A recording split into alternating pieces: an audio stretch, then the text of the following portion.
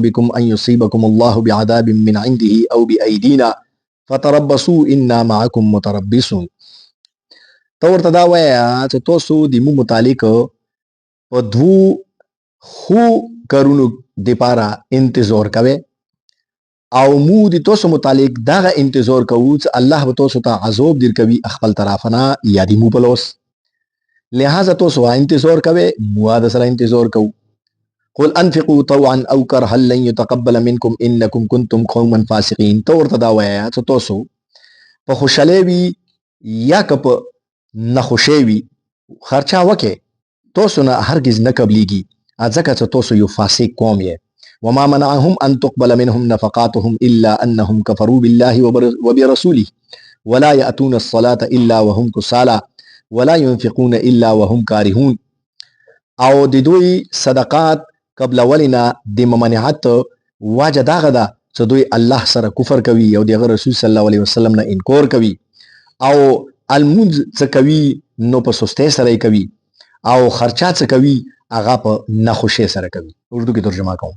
قل هل تربصون بنا الا احدى الحسنيين ونحن نتربص بكم من يصيبكم الله بعذاب من عنده او بايدينا فتربصوا انا معكم متربصون. کہہ دیجئے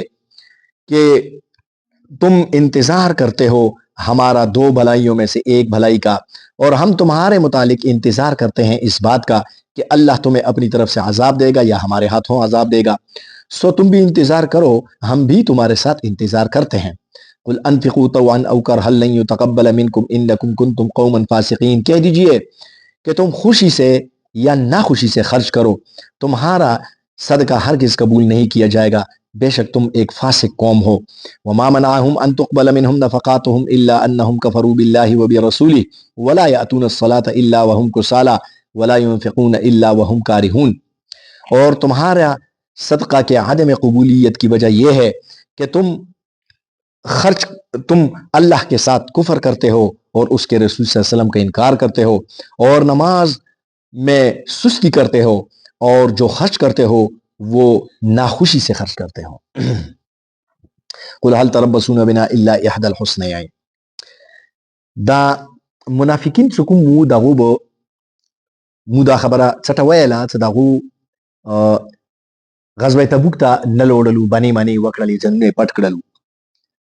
نو دغه بهرحال پوت شولو باندې وکړلې نو دغه وري نه نوستو او چټ نه به خبرونه حاصلولو چې مسلمانانو څنګه چاله نو چې دغه ته د هغه خلاف فتح ملوشي که شکست به ملوشي او نستو نابود بشي دا بالکل د رومیانو خلاف.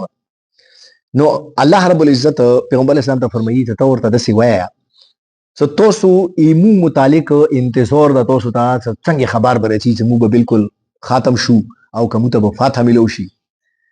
نو الله رب العزت فرمایي ته ورته دا وایا چې کوم قسم خبرات ته ملوشي ایمو دی پاره وړو کې خیر ده ازکه چې کوم ته فتح ملوشي بیا خاصه خبر ده ایمو دی پاره خب بهترین خبر ده او کوم ته شکست ملوشي دا غایمو دی پاره خبر ده ویلی چې الله رب العزت دی پاره مو ارڅ کو او الله رب العزت مونږ دا نه غوړي چې تاسو فتح حاصله کړه شکست حاصل کړه شکست ته ملوشو.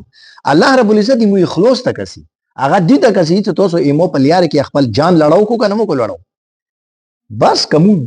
شهیدون شولو او کوم غزیان شولو دې دی پاره وړه دی غاټو خبره. نو حضور صلی الله علیه وسلم تعالی رب العزت فرمایي ته ورته دسي وایي چې الا احد الحسنین تاسو ایمو دی پاره په دوو بھلائیونو کی ایوی بھلائی انتظار کئی مو تا ہر صورت کی بھلائی رناسی کا شیدون شو کا نیست و نابود شو دائی مو دی پارا خواہ خبر دا او کا مو غزیون شولو کفرونو تا شکست بیر کلو فتح رتا ملو شو دائی مو دی پارا خواہ خبر دا اس پوتے شوئی زون توسو خبر آوکی ونحن نتربص بكم ان يصيبكم الله بعذاب من عنده او بیعیدینا مو پا دی انتظار کیو اللہ رب العزت بتوسو تا عذاب دیر کبی او بیعیدینا یا بی دی مو پا لوس عذاب دیر کبی اوسو دیجو کی مفسرینو لکو تفصیل بیان کړه دا لکه اوس الله رب العزت دیږي کې ورته فرمایي ته ورته دسی وایا چې تاسو متعلق او منافقینو مو ته د دوه خبرو انتظار را چې الله رب العزت به تاسو ته عذاب خپل دیر کوي کله مو به در پسې در بلګي مو ته به حکم راکړي چې دا مړکه اوس دیږي کې یو اشکال دا هغه دا سلکه کچيري دا قول د منافقینو دی لپاره وغوښتل شي نو منافقینو مارک جایز نه ویلي چې منافقین خو بظاهر هي کلمه لکه موږ بیا کول او روژه بیا لرله مسلمانانو سره ارڅ کول صدقې خیر خیرات کوم کارونه مسلمانانو کول مغه به دغه کول خو ځله کافرون د دسي سړی متعلق حکم دا غدا چې یو سړی بظاهر کلمه یای د اسلام لبدای اختیار کړی دا هغه کژنه کافر دی نو هغه سره به ته برتاو د مسلمانانو والا کوي لکه حضور صلی الله علیه وسلم څوره منافقین پیغمبر اسلام یو نه د مړ کړه ته ته یې ته کژنه کافر کړه حالانکه نبی کریم صلی الله علیه وسلم ته به تور مجری پاته وا ته چوک منافق ته چوک صحیح مسلمان دا مو ته خدا پاته نه لګي عام سړی ته خدا پاته نه لګي چې چوک منافق ته لہذا حضور صلی الله علیه وسلم هغه منافقین نه دمړي کړی بیا دیږي چې الله رب العزت ویلو ته فرمایي چې دی مو په لوس په الله ته عمر کوي نو د مسلمانانو په لوس مار کېدای نه شو ځکه چې مسلمانانو خو هغه خلک مړ کوي چې کافرون دي نو دوه بظاهر مسلمان بیا دیږي چې الله ویلي فرمایلی دي نو دې جواب مفسرین یو خدای الله دا اصلا کې دا خطاب منافقینو ته نه دا کفار ته کفار ته دا فرمایي چې تاسو ته الله رب العزت عذاب در کوي او یا به کوم دا کنه دی مو په لور ته عذاب در کوي نو کافرونو مارکو جایز ده نو لہذا مسلمانانو ته دا ویلې شو چې تاسو ته دا وایي چې تاسو ان بار روان ده الله رب العزت کله حکم روشي تاسو باندې ورکو او ځنه مفسرین دا جواب یې لدا اصلا کې دی چې مراد ده د کفر وضاحت نه بعد یعنی مطلب دا شای شو چې تاسو خو زړه کې پټ کافرونه اوس خو مخ دې پک د نه مانی کړی خو الله رب العزت به سوري ضرور ولي چې تاسو به جواد د کفر کلمه وایي تاسو به جواد کفر به جواد شي چې کله جواد شي بیا الله رب العزت مو ته حکم وکړي او تاسو مو ورکو قل انفقوا طوعا او كرها لن يتقبل منكم الله رب العزت آیت کې فرمایي چې تور ته دا وایا سو کتوسو په خوشاله خرج کوي که په نخوشه خرج کوي د تاسو صدقات او د خرچي الله ته مقبولي نه دي اوس د دې متعلق مفسرین فرمایي چې دا اڅمو پرونو یو کاس جد ابن قیس قبیله بنی سلمہ والا واقعات تاسو ته مو پرون تیر کړی و هغه پیغمبر علیه السلام ته دا فرمایلی چې یا رسول الله صلی الله علیه وسلم مو دا روم خلاف جهاد ته ما بیا ویلی چې زه ډیر حسن پرست انسان یم ډیر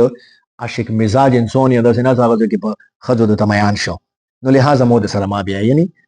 یو قسم مزاق وکړل نو هغه کوم دا کنه دا خبره او توکړه چې یا رسول الله صلی الله علیه وسلم داسې وکا چې زه د عاشق مزاج انسان یم مو د سره ما بیا البته زه به پیسې د دیر کو بس مغا صحابه کرامو منی خارج کا بس مو د سره ما بیا نو اوس الله رب العزت دې کو ته فرمایي چې کته خرچا وکي او کنه وکي دا الله ته مقبول نه ده مطلب دا شاید چې پیسې چنانچه حضور صلی الله علیه وسلم اغنا نه قبول او ته ویل چې پیسو ضرورت ته متنشته ده ته خپل مو سره نه چې ته دې پیسو مت هیڅ ضرورت نشته نو دی هغه اوس دې کې یو اشکال بیا ده سو اوس الله رب العزت ورته دا فرمایي چې انفقوا طوعا او کرها څه کته په خوشاله خرج کوي که په نه خوشاله خرج کوي الله یې نه قبلوي نو اوس هغه په خوشاله نه خرج کولی هغه په نه خوشاله خرج کولی دا څنګه د مسلمانانو هو الریډي منافقو هغه خو مسلمانانو باندې وارو پینه چلی دا او دې کې هغه څه کله ویلو چې زه تاسو ته پیسې درکوم دا خو ظاهره خبره ده په نه خوشاله دا ور کولی بیا الله رب العزت ویل ورته فرمایي چې کته په خوشاله ور کوي او که په نه خوشاله ور کوي حالانکه په خوشاله هغه سره ور کولی نه بیا د خوشاله نه ویلي الله رب العزت و فرمایي نو مفسرین دا فرمایي چې اصلا کې دا محاورات په تور باندې الله رب العزت دا ټکا د خوشاله او د نه خوشاله ټکا استعمال کړه دا لکه څنګه ګوره مو یو بچای چې کوم دا کنه هغه مدرسې تستو یا سکول تستو نو هغه بچای جوړي نو مو ته یې بچو کا خوشحال وي کا خپاوي دا مدرسې ته خبرت سي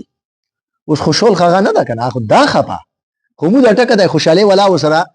ملو کړلو چې کته خوشحال وي کا خپاوي ته مدرسې ته خوشحال خغه الریډي نه ده د خوشاله مو ویلو ته ویلو دا محاورتن مو ته ویلو انده سیدی جو کې الله رب العزت فرمایلی چې کته سه په خوشي خرج کوي او که په نه خوشي خرج کوي د تاسو دغه صدقات نه قبليږي اوس دیږي کې لن يتقبل منکم دې متعلق مفسرین فرمایي چې کني دا مراد دا چې کني عند الله ته قبول نه دي یعنی الله رب العزت دغه صدقات نه قبلي اوس دیږي کې دبل آیات سره ملو کې د دې او د دې مضمون یو شاید دبل آیات کې الله رب العزت فرمایي چې تاسو نه د صدقه مو ځکه نه قبلو دي چې د مغي پیسو خبره ده نو الله رب العزت فرمایي چې تاسو صدقه مو ځکه نه قبلو چې تاسو کې درې مرزونه دي کړی یو تاسو کفر کوي الله او د رسول الله صلی الله علیه وسلم سره کفر کوي دویم ولا یاتون الصلاة الا وهم کسالى تاسو المنځ کې سستی کوي. دریم ولا ينفقون الا وهم کارهون تاسو په نخوشۍ باندې او په نظر باندې صدقات کوي. داسې صدقات تاسو لپاره الله رب العزت تاسو نه قبلوي. اوس دې ځای کې الله رب العزت د صدقې نه قبلولې درې واجب خیری دي. یو دا چې تاسو کفر کوي، دویم دا چې تاسو المنځ کې سستی کوي، او دریم دا چې تاسو نخوشۍ سره خرج کوي. نو دې ځای کې مفسرینو دا بحث کړی دا چې آیا د کافر چې کوم نیکۍ دي آیا هغه عند الله قابل قبول دي؟ چنانچه حضرت عائشہ صدیقہ رضی الله تعالی عنها یو روایت خلاصه ده، هغه فرمایي چې مو پیغمبر اسلام ته تاسو وکړل چې یا رسول الله صلی الله علیه وسلم د ابن جدعان یو سړی و، هغه به صله رحمیه ډیره کوله او هغه به مسکینونو باندې خرچه ډیره کوله، مړې به پخوله. نو یا رسول الله صلی الله علیه وسلم د دا به قیامت پورې چې مرګ نه بعد دی هغه دغه نیکۍ پکارېږي، څه فایده به ورته ورکوي؟ نو حضور اکرم صلی الله علیه وسلم ورته فرمایلي چې نه هېڅ فایده به نه ورکوي. ویلي چې هغه هېڅ تا دا نه دي ویلي چې یا الله مو ته مغفرت را نصیب کړي، یا الله مو وبخښي، دا د هغه هېڅ تا نه ده کړي. نو مطلب دا شیخ الدین علما کرام ته هغه نکته رابسلې ده چې د کافر چې کومې نیکۍ دي د هغه قیامت پورې چې سړي ته هېڅ فایده نه رسېږي. چنانچه یو روایت کې راځي مفهوم یې دا شی ده چې کافر ته الله رب العزت دغه دنیا کې د خپل نیکۍ او بدلات څخه څه شکل کې ګیر کی، قیامت پورې چې د هغه نیکۍ هېڅ وزن نه لري. دغه دنیا کې ښه کور ورته ویر کی، ښه بنګله ورته ویر کی، ښه ګوډه ورته ویر کی، ښه سکون آرام والا زندگی ورته ویر کی، یا چی شي یا چی شي، دا د هغه د دغه دنیا د نیکیو بدلاوي. قیامت ته د هغه هېڅ الله رب العزت نه پرېږدي. یو صحابي د حضرت حکیم ابن حزام رضی الله تعالی هغه فرمایي چې مو یو پیره حضور صلی الله علیه وسلم خدمت کې عرض وکړ چې یا رسول الله صلی الله علیه وسلم زه څه کله مسلمان نه وم نو مو نیکۍ کړي، یا رسول الله صلی الله علیه وسلم مو ته به د هغو نیکیو اجر ملویږي؟ نو حضور صلی الله علیه وسلم ته فرمایلو چې اسلمت علی ما اسلفت، تو د اسلام په ذریعه ځان ته هغه نیکۍ محفوظ کړل. یعنی مطلب دا شی شو چې کني تو ته به د هغو نیکیو اجر ملویږي. او دې ځکه علماء کرام فرمایي چې ابن جدعان متعلق پیغمبر اسلام مو فرمایلی چې هغه ته به د نیکیو اجر نه ملویږي، او دې ځکه حکیم ابن حزام رضی الله عنه فرمایي چې تو ته به ملویږي، دا خو تضاد شو. نو علماء کرام فرمایي چې نه، دغه حدیثونو نه دا معلومه شوله، د اول حدیث نه دا خبره معلومه شوه چې یو سړی کافر ده، کفر کې نیکۍ کړي دي، بیا ما کافر مړ شو نو هغه ته اجر نه ملوي. او که یو سړی کافر ده نیکۍ کړي دي بیا مسلمان شو هغه ته به ملوي.